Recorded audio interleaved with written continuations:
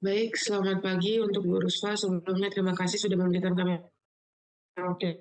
Untuk jurnalnya boleh tuh di-share screen. Baik, seperti yang bisa kita lihat di sini, judul jurnal kami adalah Perancangan Jaringan LTE di Kabupaten Natuna. Mungkin langsung saja ke bagian latar belakang.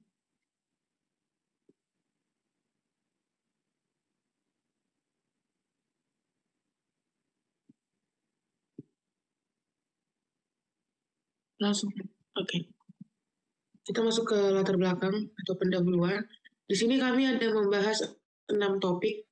Yang pertama itu ada pentingnya telekomunikasi, yang dimana di dalamnya ini kami membahas mengenai telekomunikasi esensial dalam kehidupan sehari-hari dan pekerjaan, dan peningkatan jumlah pengguna dan perangkat komunikasi.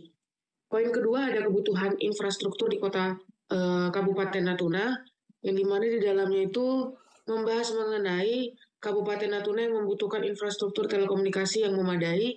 Lalu selanjutnya ada peningkatan kualitas layanan pengiriman dan pengiriman data. Selanjutnya kami di sini ada membahas mengenai pengenalan teknologi LTE yang terdapat 3 poin yang dibahas di dalamnya. Yang pertama, LTE menjawab kebutuhan telekomunikasi berkecepatan tinggi. Yang kedua, memberikan daya data rate tinggi dan latensi rendah. Yang ketiga, mendukung aplikasi bandwidth besar seperti streaming video, konversi video, dan aplikasi berbasis cloud. Yang keempat, kami membahas mengenai tujuan perancangan LTE yang di dalamnya membahas mengenai pemenuhan kebutuhan cakupan area layanan melalui jumlah base station, memastikan kapasitas trafik yang diperlukan, serta menjaga kualitas layanan di seluruh area cakupan. Yang kelima, fokus penelitian. Ada 3. Yang pertama, perancangan jaringan LTE untuk 4 kecamatan. Pilihan kota Natuna karena lokasinya yang strategis. Yang selanjutnya, efektivitas dan efisiensi dalam penelitian lapangan. Dan yang terakhir, kami membahas mengenai harapan kami. Yang pertama, memberikan kontribusi dalam pengembangan infrastruktur telekomunikasi di Kabupaten Natuna, serta menjadi referensi bagi proyek serupa di masa depan. Baik, selanjutnya masuk ke bagian metode penelitian. Untuk metode penelitian ini tuh merancang jaringan LTE di Kabupaten Natuna menggunakan capacity planning dan coverage planning dengan Telkomsel sebagai operator. Digunakan parameter bandwidth 22,5 MHz dengan frekuensi 1860 MHz dan modulasi 16 QAM. Jadi Telkomsel ini memiliki market share 57% dan penetrasi 4G 47,5% pada tahun 2016. Perhitungan pet loss memakai metode COS 231 dengan tinggi BTS setinggi 30 meter dan mobile station 1,75 meter. Kementerian Kominfo akan membangun 35 BTS di Kabupaten Natuna. Untuk poin 2.1 saya serahkan ke rekan saya Andreas. Baik, masuk ke tahap 2.1. Jadi sebelum melakukan perencanaan, ada baiknya untuk dipersiapkan data yang diperlukan. Pertama, data wilayah dan penduduk. Seperti yang diketahui bahwa dari per tahun 2018 hingga 2023 bahwa terdapat 2.442,41 km persegi di wilayah Natuna yang terdiri 4 kecamatan, ada Bungaran Timur, Selatan, Barat, dan Utara. Untuk peta bisa dilihat di gambar. Data tersebut diambil dari BPS. Jadi data tersebut ditentukan menggunakan rumus PN, di mana PN ini adalah jumlah penduduk setelah N tahun, di mana per tahun 2018 ke 2015. Dengan jumlah penduduk awal di P0, maka selisihnya mendapat nilai GF atau growth factor. Selanjutnya, pertumbuhan penduduk di Provinsi Kepulauan Riau berdasarkan data BPS yaitu 0,019 atau 1,9% per tahun. Di mana untuk khusus di Bungaran Timur, Selatan, dan Barat Utara, ini ada untuk nilai pada tahun 2018 jumlah penduduknya. Selanjutnya, untuk capacity planning adalah perencanaan menggunakan A-Node B, yaitu untuk menghitung jumlah user potensial yang untuk menggunakan BTS yang akan dibuat ini. Jadi diperkirakan jumlah user yang dilayani ini adalah untuk 5 tahun mendatang. Selanjutnya, perhitungan target user. Ini untuk jumlah target ada di tabel, baik Bungaran Timur, Selatan, Barat.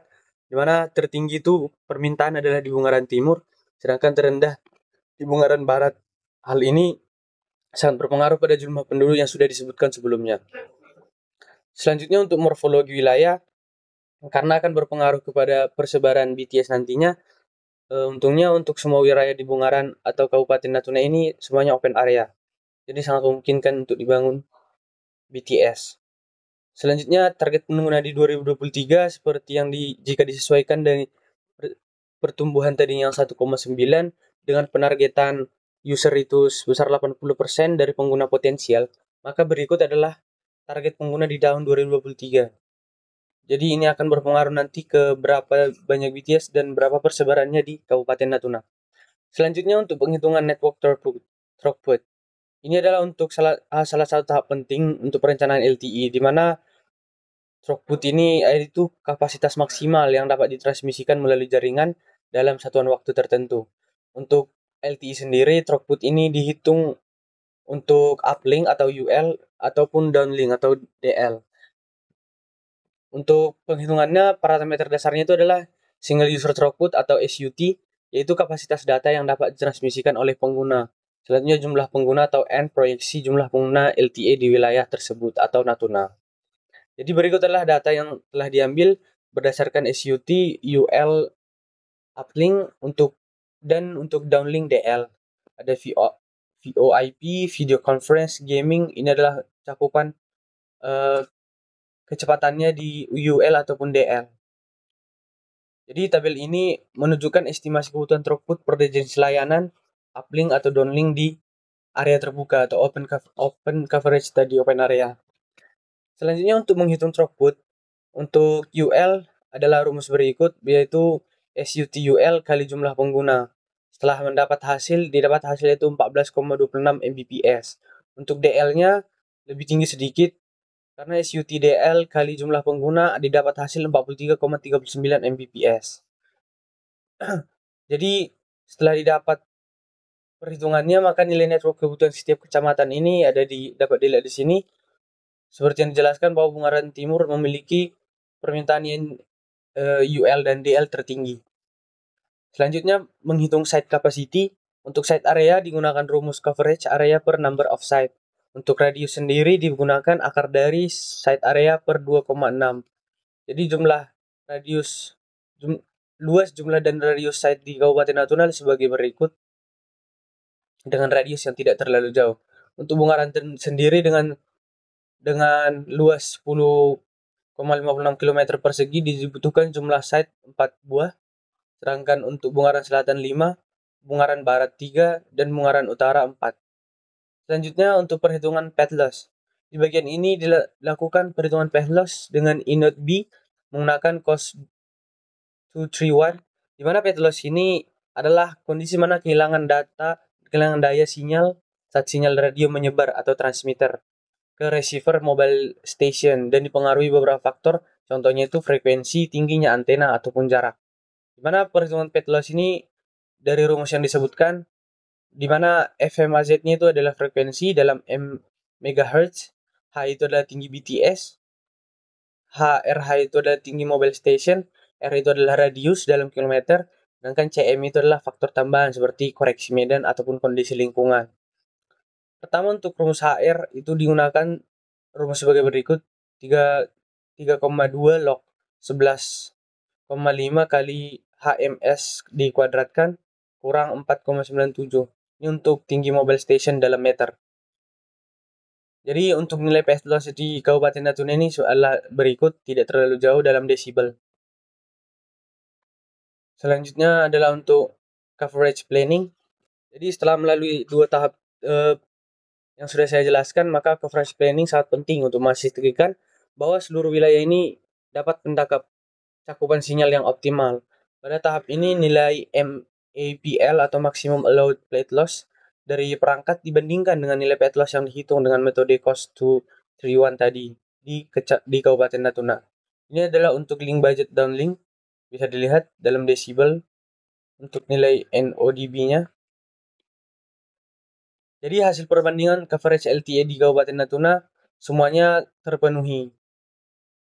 Ini untuk nilai fat loss yang telah dihitung, dan keterangannya semua telah terpenuhi. Selanjutnya untuk hasil pembahasan, saya serahkan kepada Saudara Mas Angel.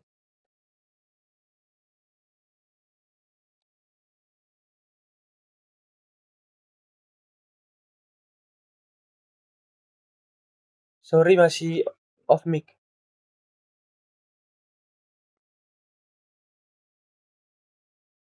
Oke. Baik, di sini saya akan menjelaskan mengenai hasil dan pembahasan dari jurnal yang sudah kami buat. Nah, setelah melakukan perencanaan yang komprehensif dengan menggunakan capacity planning dan coverage planning, kita bisa memperoleh data sebagai berikut. Data di bawah merupakan tabel hasil perancangan yang bisa kita lihat di sini isi parameternya apa, dan di sini ada 4 kecamatan yang sudah dijelaskan sebelumnya. Baik, boleh di-scroll ke bawah.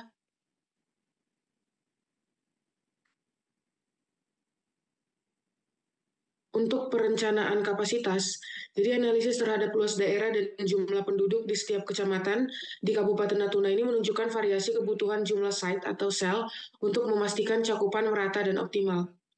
Yang kedua ada perhitungan throughput, yang dimana data throughput uplink dan downlink dihitung untuk menentukan kapasitas jaringan LTE yang cukup mendukung berbagai layanan data seperti streaming media dan gaming. Hasil ini menunjukkan nilai yang memadai untuk kebutuhan pengguna. Yang ketiga ada perencanaan jumlah dan radius sel, yang dimana analisis kebutuhan kapasitas dan cakupan jaringan menetapkan jumlah sel optimal dan radius sel sebesar untuk efisiensi frekuensi dan minimalisasi interferensi. Yang keempat, ada perhitungan pet loss, yang dimana kami menggunakan metode COS 231 dengan perhitungan pet loss menunjukkan nilai di bawah MAPL dan memastikan perangkat N-Node B efektif mengcover area tanpa kehilangan sinyal yang signifikan. Yang kelima, ada evaluasi kelayakan implementasi, yang dimana dari hasil perhitungan dan analisis menunjukkan seluruh perancangan jaringan LTE di Kabupaten Natuna memenuhi atau melebihi standar dan layak diimplementasikan. Mungkin kita langsung masuk ke bagian kesimpulan.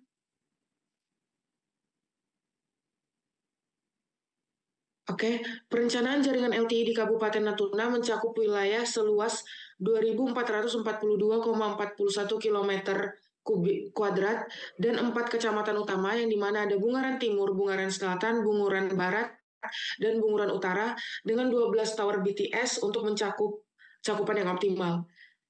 Dengan metode capacity planning dan coverage planning memastikan sinyal yang baik dan layanan stabil, perhitungan pet loss menggunakan metode COS 231 menunjukkan nilai dalam batas yang diterima memenuhi standar MAPL. Lalu infrastruktur ini diharapkan meningkatkan akses komunikasi, mendukung pertumbuhan ekonomi dan kemajuan digital di Kabupaten Natuna dan Provinsi Kepulauan Riau.